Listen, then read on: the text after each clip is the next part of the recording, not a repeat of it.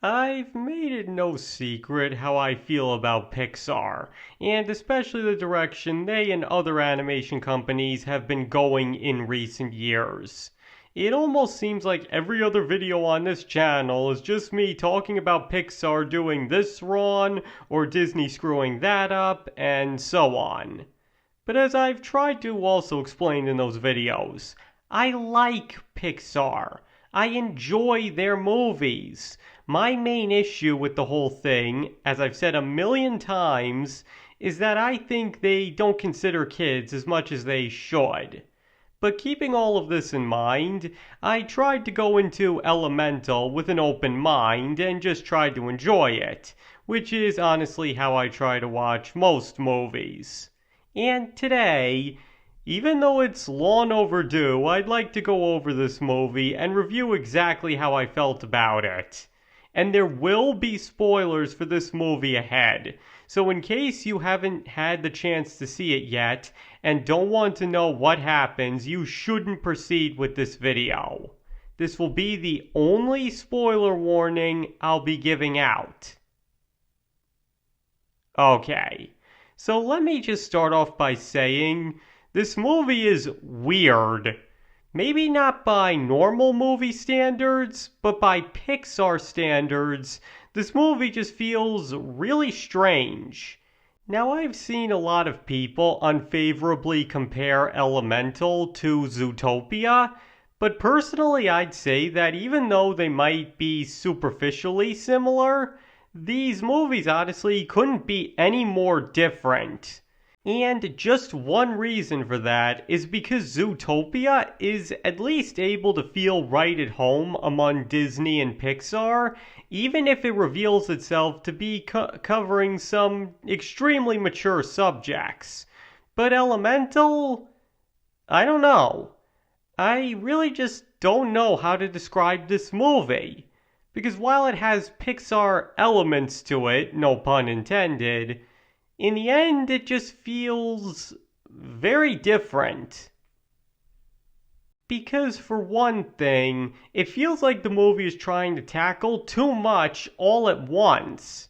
You've got the immigration angle, the race allegory, Ember wanting to impress her father, Bernie dealing with old age, Ember and Wade's romance and all the complications that come with that, the threat of the store being shut down. Frankly, it feels rather overstuffed. Like, take the blue flame for example. It's interesting and all, but it ultimately doesn't amount to anything. It doesn't serve any purpose beyond being a symbol of the immigration and culture allegory. But because of how much emphasis is placed on it, many would expect it to become important before it's over. And really, the closest it gets to being important is when Wade saves it at the climax. But even then, it's not like his saving it is what gets Bernie to change his mind about him.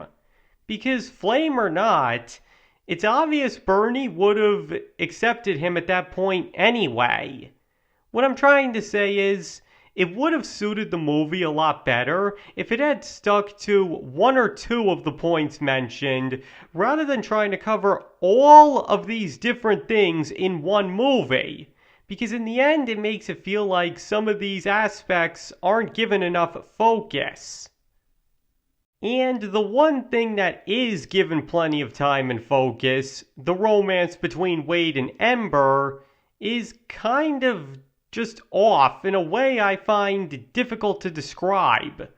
But one thing I can say right off the bat is, you can't possibly tell me that this was made with children in mind.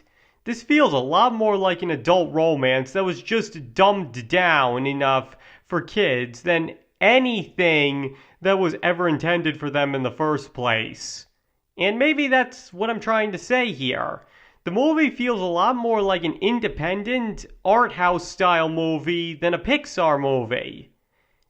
Because I'm just going to say it again. This movie doesn't just feel mature in nature, it feels downright adult. I mean, there's nothing offensive in it that children shouldn't be watching, But this movie just goes to levels of emotion and complexity that I'm pretty sure would go right over the heads of children. It's like, with every passing movie, it seems Pixar is considering children less and less. And on that note, one thing I noticed about this movie was its lack of humor.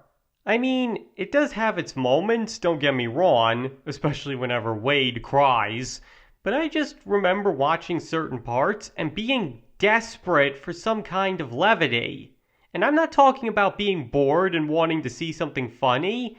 I'm saying that the movie was getting so emotionally intense and draining that I found myself almost begging for it to lighten the mood. Because the thing is, this movie is so intense when it comes to the romance that I'd almost label it as a romantic drama before anything else, and specifically low-budget, independent romantic dramas. Now, if I knew that's what I was going to be watching, I would expect few moments of levity. But that's not what one expects when watching a Pixar movie. Because I may not be an expert on much, but one thing I know with absolute certainty is that Pixar always had a gift for taking emotionally deep stories and mixing great humor into them. And I'm just going to say it again. That signature brand of humor is really lacking in this movie. And it doesn't go unnoticed either. And on that topic, some of the movie's attempts at humor don't really work. Like, The Windbreakers? Seriously? Come on, Pixar. You know you can do better than that. And just like I said in my Encanto vs. Turning Red video, which you can find a link in the description to, is that what Pixar has been reduced to? And another thing is Cinder.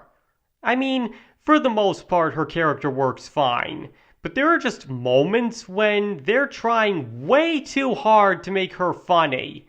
And not only does it pretty much fall flat, but those scenes feel like they belong in a completely different movie. It's like I said, on the whole, there's just something off about this movie. But I will admit, the best thing about this movie is also what it chooses to focus most on, which is the romance between Ember and Wade. Because not only do both characters work well as individuals, but it's also believable that the two would fall in love. But even in that, there's just something that isn't quite right. And part of that ties back into what I just said before, that some of their scenes become really intense and don't provide any levity to counterbalance it. But the other thing is that it always feels like it falls just short of brilliance. I mean, I've written books. I'd like to think I know a good story when I see or hear one. And there are several times where it feels like this movie is just on the cusp of greatness, or like it's just about to capture that Pixar magic, but every time isn't quite able to do it. Again, it's not something I can explain too well, but it feels like there was a truly magnificent story lying in this movie somewhere, but the writers are never quite able to capture it. Almost like the movie is trying to imitate a Pixar movie and falls just short of succeeding. And just for a quick note, it doesn't even feel like the movie uses its main concept to its full advantage. Because unlike Zootopia, which made no pretenses about what the movie was an allegory for, Elemental has some pretty interesting concepts behind it. Really, a city made out of earth, fire, water, and air? That idea alone could have been the basis for a great movie. But instead it feels like the writers just took the element characters and stuck them into a slightly modified version of our world, whether it makes sense or not. And this is even pointed out in one of the movie's funnier moments. Why do they have fences that aren't going to actually keep people out, for example? The only time the movie seems interested in exploring the more out there concepts of the elements is when it comes to the romance between Wade and Ember. And if anything, one can't help but feel like it should have been the other way around. And once again, Pixar continues their trend of having no villain, but this time it gets kind of ridiculous. I mean, a hole in the dam? That's seriously the biggest threat they could come up with?